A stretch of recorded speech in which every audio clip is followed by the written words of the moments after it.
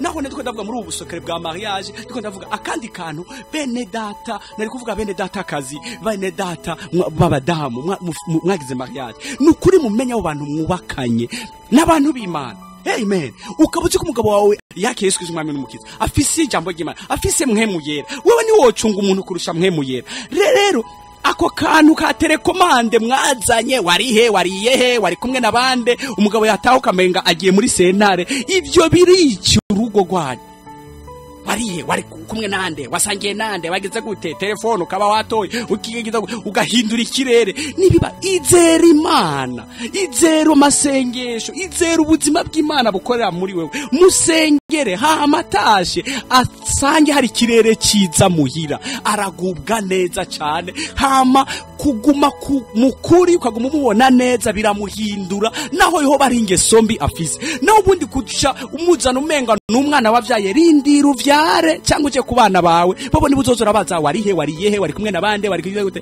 kuko umugabo we wari agize kandi n'umwami.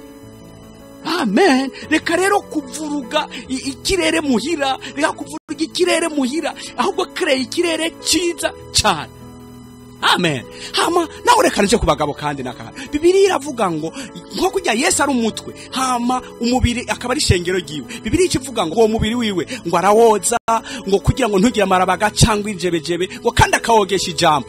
Mwene data uri kuranyumva umugabo uwo mugore wawe asa uko umuvuga uwo mugore wawe asa nibyo vyiyumvira umufiseko uwo mugore wawe amera nk'ayo majambo usohora kuko na Adamu abonye Eva yaciye avuga ngo raba ngo akarako mu mara yanje ngo akagufa ko mu magufa yanje ngo azokwita umugore kandi yaciye aba umugore tuvuze turaremye turabami umwami avuze birabaye nawe rero umugore wawe azofata isura y'amajambo muvuga ko azofata izina umwita ni wamwita umwami kazi uzoba umwami ni wamwita kwa kayangana my friend na uzokayangana ni wamwita ukwezi uzoba izuba kuko afata amazi